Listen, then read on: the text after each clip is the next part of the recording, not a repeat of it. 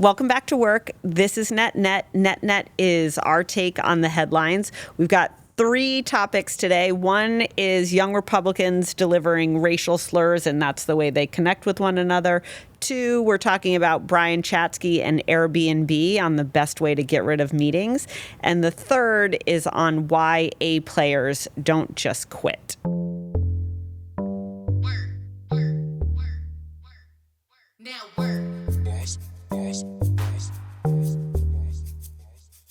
Young Republican leaders are really racist in their group chats. The Republican Party's young minds, quote unquote, love Hitler using racial slurs, according to a Telegram chat called Restore YR War Room. All right. So the net on this one is that if you're an aspiring Republican leader, you belong to a Telegram group chat that helps you connect with other young Republican leaders, get frenzied, get fired up, further the cause. The cause to me seems to be, in some regard, fueled by dishing misogynistic and racial slurs. So, all right. One is there's a lot of negative, nasty, gross, disgusting Telegram chats out there. Like if you spend any amount of time in Telegram chats or group chats in general, the group chats are the nastiest, most unfiltered places on the internet. The second thing, though, I think this is a little bit dangerous. Like I think the young Republicans are having such a moment where Trump won. It's clearly if you're anti-immigration, if you are anti-free speech, if you're anti-liberalism, if you're anti-wokeness, if you're opening up the aperture, if you're anti-progressive, like now is your time. And I think there's, in some ways, something really powerful to be said about all of this energy around young Republicans and really around young conservatives. I would say young conservatives more than I would say young Republicans. I think the thing that's really unfortunate about this, though, is this what it means to be Republican today? And I think this is the challenge of what's happening in our country is what it means to be a Democrat now is kind of tantamount to like you're woke and super progressive and you want to cancel everybody. And now if you're a Republican, you're racist and misogynistic. You also want to cancel everyone and you don't want there to be free speech. Like, so it's kind of like we're becoming like caricatures of the worst versions of the worst, which are really the same bad thing. But I also think it's dangerous because these are the future leaders in our country, and these are the future leaders in government. I'm assuming that if you're part of a young Republican group, like you want to be actively involved in our democracy, and you want to be actively present and actively participating in where the country is going, and to do so in a way and to create your fuel and your fire and your fervor around, dropping the N-bomb. I think that's like a really, really dangerous thing for the Republican Party. I think it's a really dangerous thing for our country. Now work.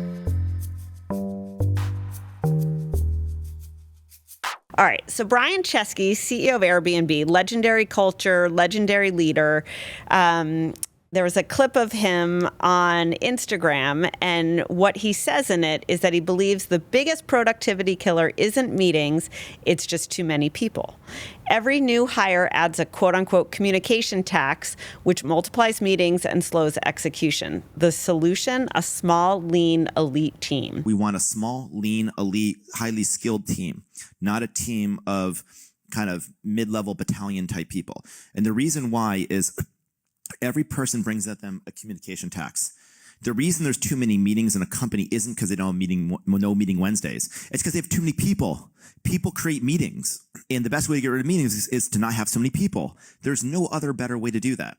So you end up with this situation where non-world-class people, you know the old saying, A players hire A players, B players hire C players? I would like to amend it. B players hire lots of C players. Not just a few, but a lot. Because those are the kind of people that like building empires, but they're also the people, if you can't capably do your job, you don't hire people better than you, and a person less capable than you can't do the job. So you need like 3 incapable people, because one incapable person can't actually do all the work. But now 3 incapable people are just going in 3 different directions, creating all these meetings and all this administrative tax. So we removed the layers of management. I got rid of layers of management. I went back to functional. I got rid of all quote managers, or they left the company, and we said you can only manage the function if you're an expert. So like the head of design has to actually manage the work first. You don't manage people. You manage people through the work. I learned this from Johnny Ive, because most heads of design at most tech companies don't actually manage design. They manage the people. I'm like, how can you manage the people separate from the design? Johnny Ive would say, no, my main job is to manage the work, and I build a team and we design together, but I am mostly looking at the work. I'm not like having career conversations all day long. That's crazy. What Chesky's point is that A players hire A players. B players don't just hire C players, they hire lots of them. And as a result, over time, the company becomes bloated, it becomes slower, there's so many people, you're carrying them around. One of the things happening at Airbnb is that Chesky is actively cutting layers of management.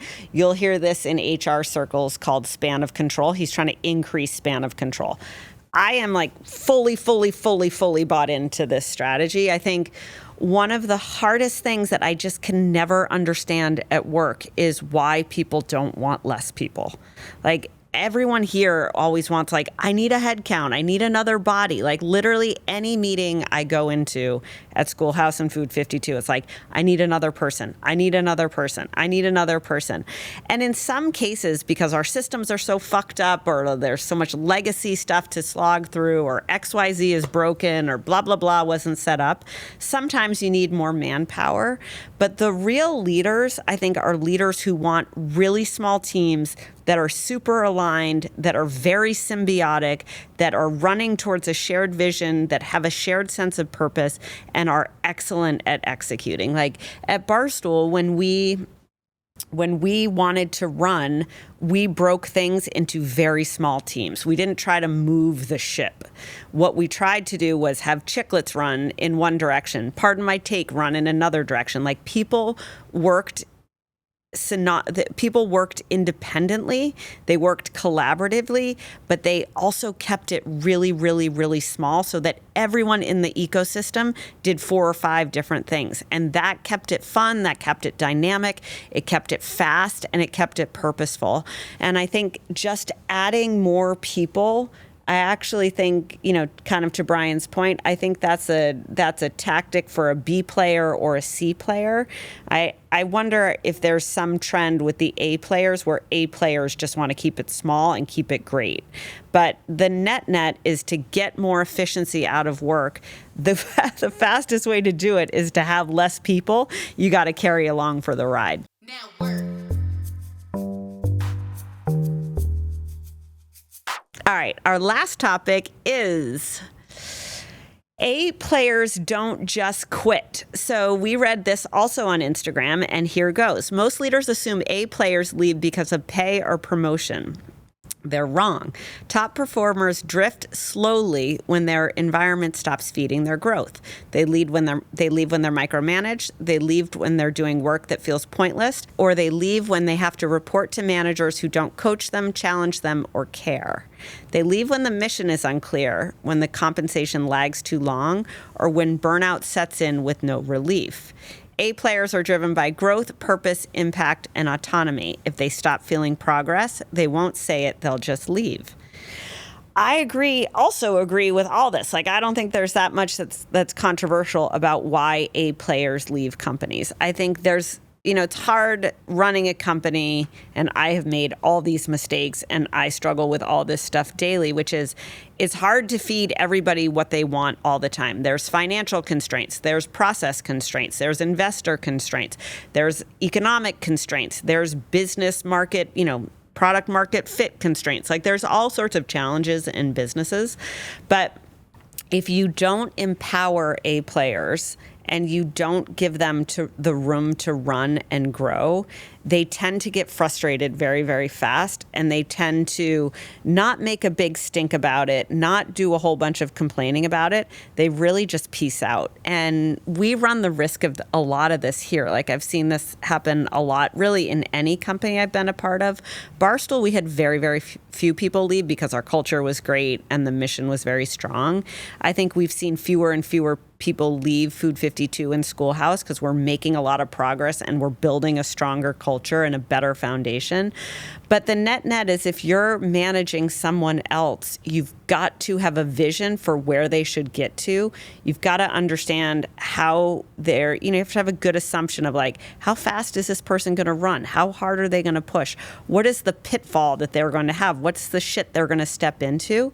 And then you got to, like, coach them up, give them a bunch of love, reward them when they do a great job, be there for them when they don't, and to support them along that journey. And I think a lot of times as I get older anyways, I spend more time wanting to coach other people than do the job for other people. And I think that's a big challenge, especially in middle management, where the manager wants to do the same thing as the person versus letting the person rip and seeing what the person comes back with and then managing it from there. So I agree that A players don't just quit. A players leave situations where they're not rewarded, where they're not respected, and most importantly, in my opinion, where they do not have enough to chew on that fulfills them and helps them get to the next place they want to go. Now work. So that's net. Thank you for listening. You can find me at Erika. You can find work wherever you find your podcast. You can read us on Substack. You can engage with us on YouTube or TikTok. Leave us a comment, give us a subscribe, and we'll see you soon.